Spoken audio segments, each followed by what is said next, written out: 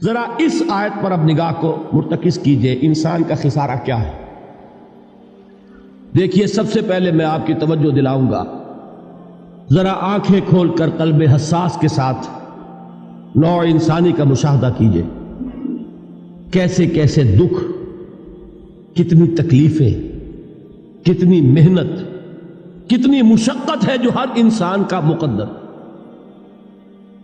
قرآن مجید میں ایک مکمل سورت ہے، سورت البلد، اس میں اللہ تعالیٰ نے متعدد قسمیں کھا کر ایک بات کہی، لا اقسم بہذا البلد وانت حل بہذا البلد ووالد وما ولد لقد خلقنا الانسان فی کبد۔ ہم نے انسان کو مشقت ہی میں پیدا کیا، یہ مشقت ہر انسان کا مقدر ہے۔ لوگ گھروں کو چھوڑ کر آئے ہوئے ہیں، کہاں کہاں انسان جاتا ہے، یہ اس دنیا میں محنت اور مشقت۔ ہاں، ایک مغالطہ ہو جاتا ہے کہ شاید یہ محلوں میں رہنے والے جو ہیں انہیں کوئی مشقت نہیں، انہیں کوئی دکھ نہیں، حالانکہ حقیقت یہ نہیں ہے۔ جو جتنا امیر ہے آپ دیکھیں گے اس کی جسمانی مشقت کم ہے، ذہنی کوفت زیادہ ہے۔ ٹرینکولائزرز کی انہیں ضرورت پڑتی ہے، انہیں سیڈیٹیوز چاہیے، خواب آور دوائیں مزدور کو نہیں کبھی ضرورت پڑے گی۔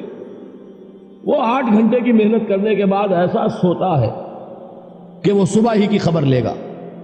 اور یہ وہ لوگ ہیں کہ جن کو ہپنوٹکس، خواب آور دوائیاں، سیڈیٹیوز، مسکن ادویات، یہ سارا لیبلیم اور یہ ویلیم اور یہ فلاں اور یہ فلاں، یہ کن کے ہاں جاتے ہیں؟ ذہنی سکون اور اطمینان انسان کو حاصل نہیں۔ کسی کی جسمانی مشقت ہے، کسی کی ذہنی مشقت۔ میں آپ کو یاد دلانا چاہتا ہوں مہاتما گوتم بدھ کا معاملہ۔ 30 برس کی عمر میں کپل وستو کا شہزادہ محل کو چھوڑ کر نکل گیا، جوان بیوی کو سوتا ہوا چھوڑ کر گیا، شیر خوار بچے کو چھوڑ کر گیا۔ راجدھانی میں رہنے والا محل کا باسی، جسے یہ معلوم ہے کہ باپ کے بعد مجھے یہ سلطنت ملنے والی ہے، کیوں گیا؟ کبھی کبھی آپ نے سوچا؟ اس نے انسان کے غم اور دکھ کا مشاہدہ کیا۔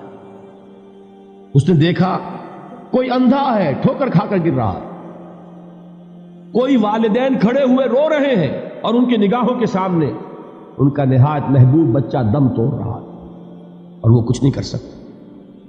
اس نے سوچا یہ صدمہ کیوں ہے انسان کا، یہ دکھ اس کا مقدر کیوں ہے؟ اس صدمے سے، اس دکھ سے نجات پانے کی بھی کوئی شکل ہے کہ نہیں؟ انسانوں کی ایک عظیم اکثریت، شاہ ولی اللہ دہلوی رحمۃ اللہ علیہ کے الفاظ ہیں کہ وہ لدو اونٹ اور کولو کا بیل بن کر زندگی بسر کرتی ہے۔ جو 8 گھنٹے تک اینٹیں ڈھو رہا ہو، اس شخص کا تصور کیجیے آپ، وہ واقعی انسان ہے یا حیوان بن گیا ہے؟ اور 8 گھنٹے کی اس محنت کے بعد بھی ہو سکتا ہے کہ 2 وقت کی روٹی اسے پوری نہ ملے۔ اور یہ تو ہو سکتا ہے، نہیں ہوتا ہے کہ اگر بچہ بیمار پڑ گیا ہے تو شاید کوئی برتن بیچے بغیر اس کی دوا کا سامان نہ کر سکے۔ ایسا شخص کتنے بوجھوں تلا دبا ہوا ہے، کتنی مشقت کے اندر پسا ہوا ہے۔ لدو اونٹ اور کولو کا بیل انسانوں کی عظیم اکثریت کی سطح پر زندگی بسر کرتی ہے۔ لیکن آپ کو معلوم ہے کہ کولو کے بیل کے لیے مشقت ہی مشقت ہے، اس کے احساسات یہ نہیں ہیں جو کہ ان سے انسان کو جو صدمہ پہنچتا ہے۔ ایک بیل کو اس سے کوئی غرض نہیں کہ اس کا کوئی بچہ بھی تھا کہ نہیں تھا، اس کو کوئی بخار ہوا ہے یا کیا ہوا ہے، اس صدمے سے وہ بیل بچا ہوا ہے۔ گھوڑے کو کوئی پتہ نہیں کہ میرا بھی کوئی اولاد میری ہے یا نہیں ہے اور مجھے اس کا کوئی صدمہ ہے یا دکھ ہے، کوئی پتہ نہیں۔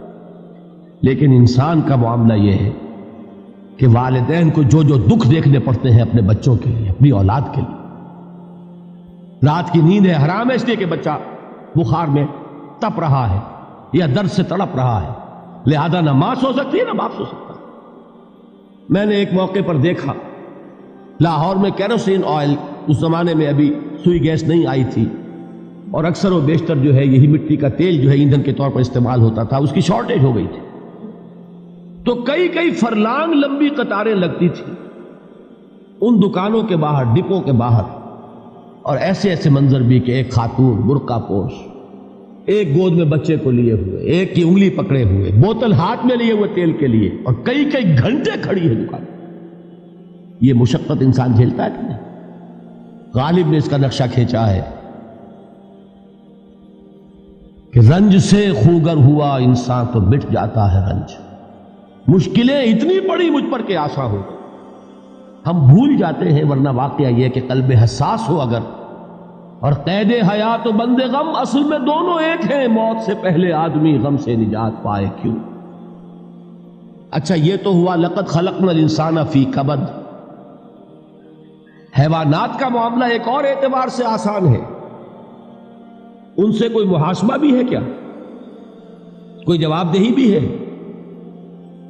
کوئی ان کو اللہ کے حضور میں کھڑے ہو کر اپنے اعمال کا حساب بھی دینا؟ نہیں. انسان کی یہ ٹریجڈی ہے، یہ المیہ ہے انسان. اس کو بھی قرآن مجید کی ایک سورت میں قسمیں کھا کر اذا السماء انشقت، اس کے بعد کیا فرمایا؟ یا ایھا الانسان انک کادح الی ربک کدحا فملاقیہ.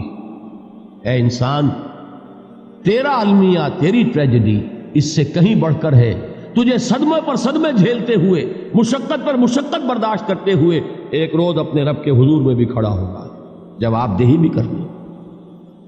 اس دن کے حساب سے، اس دن کے احساس سے جو بڑے بڑے ہماری امت کے عظیم جو گلے سرسبد ہیں، ان کا یہ حال آپ نے پڑھا ہوگا. حضرت ابوبکر صدیق رضی اللہ تعالی عنہ وہ ایک عجیب کیف کے عالم میں فرمایا کرتے تھے، کاش میں درختوں پر چہچہاتی ہوئی چڑیا ہوتا جس سے حساب کتاب نہیں ہوگا.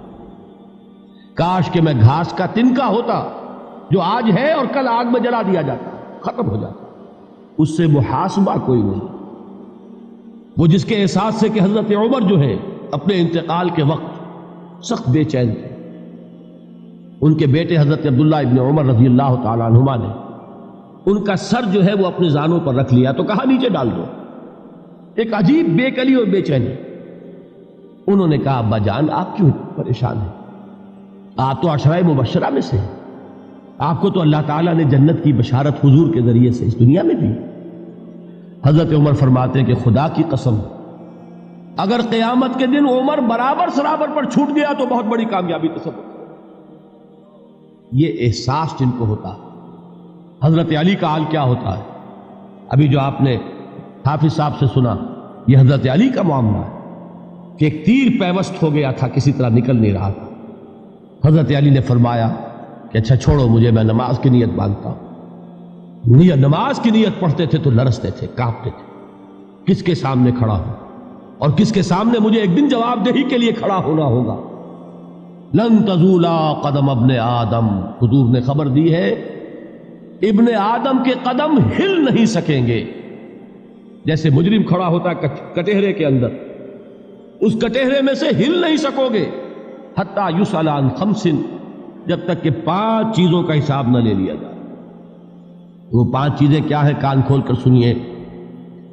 عن عمرہ فیما افناہ، عمر کا حساب دو. یہ 80 برس اور 70 برس ہم نے تمہیں دنیا میں دیے، کہاں ضائع کیے.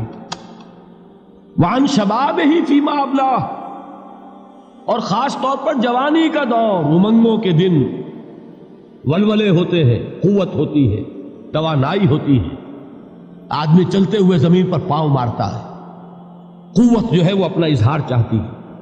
یہ جوانی کہاں گلائی؟ حساب دو، ایک ایک لمحے کا حساب دو. وَعَن مَالِهِ مِنْ أَيْنَ اكْتَسَبَهُ وَفِيمَا أَنْفَقَهُ، ایک ایک پائی کا حساب دو. مال کا کہاں سے کمایا تھا، حلال سے کہ حرام سے، اور کہاں خرچ کیا تھا، گل چھروں میں، عیاشیوں میں، یا نیکی کے کاموں میں، ادائے حقوق اللہ کے دین کے لیے. 4 سوال ہو گئے. 2 زندگی کے بارے میں، ایک زندگی پوری بحیثیت مجموعی کہاں کس کام میں لگائی، اور خاص طور پر شباب کا دور کہاں لگایا. 2 سوال مال کے بارے میں، کمایا کہاں سے، حلال سے کہ حرام سے، جائز سے کہ ناجائز سے، خرچ کہاں کیا. اور آخری سوال وَعَمَّا عَمِلَ فِيمَا عَلِمَ، جو علم حاصل کیا تھا اس میں عمل کتنا کیا. علم کے انبار لگاتے چلے گئے اور عمل کے آغاز کی بھی نوبت نہ آئی.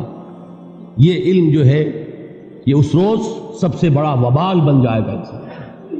اتنا علم اور عمل کچھ نہیں، بجائے کہ کریڈٹ کا ذریعہ بنے یہ الٹا ڈیبٹ کا کھاتا بن جائے.